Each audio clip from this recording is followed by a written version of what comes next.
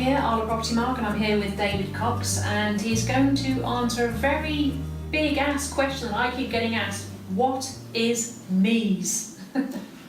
Is it a cartoon that was on a few years ago? Could be.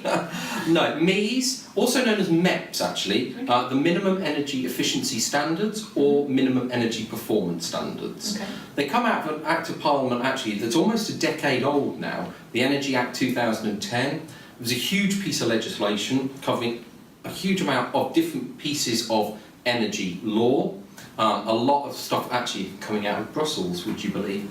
But particularly it created what we all know and love as the Green Deal, the pay-as-you-save financing model to improve the energy efficiency of your properties that are then paid for through the utility bills.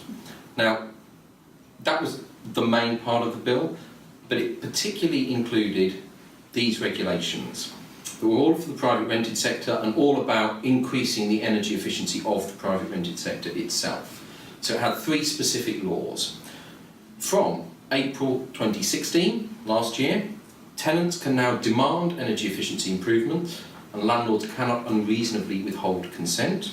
From April 2018, you can't let new properties on anything below an EPC band E, so no more F and G. Existing tenancies are fine, but no new lets, EPC band F or G. From April 2020, it's what they call the backstop date. That's when all existing tenancies need to be up to an EPC band E. However, there is of course a caveat, nothing is that simple when there's law. So these laws were predicated on the Green Deal, and therefore it says that landlords do not need to do it if it's going to cost them anything. So, at no upfront cost, if the energy efficiency works cost the landlord anything, that is acceptable for reasonable refusal. The idea was that landlords would bring their properties up to an EPC band E at least, using the Green Deal, which the tenant would then pay for. Now that the Green Deal has collapsed, what is going to happen? The simple answer is we just don't know at this point in time. Right, okay, so it's a bit of a challenge for us all then, isn't it, really? It really is. So what should agents be doing now to help their landlords? Because there's going to be probably a lot of landlords that don't know about this. There's going to be a lot of landlords that sort of may have a bit of an inkling but not quite understand the full extent of it. So how can we help our landlords now get the properties up to standard without spending any money and with no Green Deal in place? I mean, what can we do? That is the $64 million question. The simple answer is, at the moment, we don't know. It would appear that, to a large extent, what was the Department for Energy and Climate Change, DEC, become BEES, or BEIS, Department for Business, Energy and Industrial Strategy, is now looking at the fact that they've got unenforceable legislation on their statute books. So what we have heard, and it's certainly been discussed, we're expecting consultation shortly, is that they're at no upfront cost, may get replaced with at no more than £5,000. That's not definite, we don't know yet.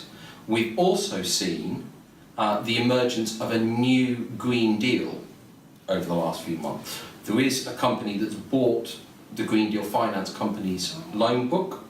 They've invested hundreds of millions of pounds to reignite the Green Deal in the private rented sector. So will landlords be compelled to take out this new private product? It's not got any government money in it, it's all private equity. Will they be compelled to take out that? Because technically that is at no upfront cost then. Same financing model as the Green Deal, the Golden Rule still exists as well. There's also local authority funding, here and there, it's very, very patchy. So at this point, we just don't know, and it is going to be a wait and see, but there will be some key sort of triggers. And if we do think that we're less than a year away now, when this law was passed in 2010, there were 683,000 private rented properties that had an EPC band F or G. Today, that figure is around 300,000. So there's a significant reduction in just a short space of time without the law. And that could be a massive withdrawal from the private rented sector if we don't get this sorted, couldn't it? Particularly going to hit rural properties. Yeah. Solid wall properties can't have insulation. Solid wall, wildly expensive. It was never going to meet the Golden Rule in any event. There was funding through what was then the energy company obligation. Eco. Eco actually does still exist, but most of the funding did not go into the private rented sector. Landlords got a tiny percentage of it, but there is still some eco funding available. Wow. And what would you say to people that have got grade 1 or grade 2 listed properties? I mean, are they still exempt? They're still... Highly complicated, wildly It's a complicated. question I keep getting asked. So, a couple of points on this one. Technically, listed buildings are exempt. Technically, not all types of listed buildings are exempt. That's where it gets very complicated. But these, however ridiculous this may sound, these rules only work if you have an EPC. Now, this is no suggestion that you shouldn't get an EPC. EPCs are required by law. You can be fined. You must get an EPC, unless it's an HMO, and you don't need an EPC on a property.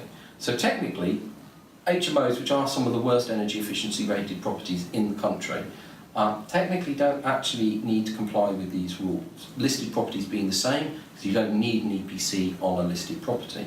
However, if you've got an EPC on the listed property and it's an FLG, you will need to comply with the regulations because we know what the energy efficiency rating is.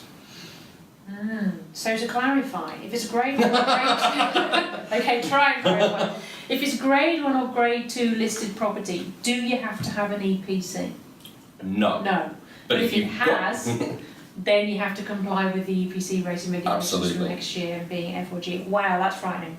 That's quite frightening. And it's wildly complicated. It's actually, we've got a fact sheet on it for members to use, and it's something that we're going to be focusing on over the second half of 2017 at the regional meeting.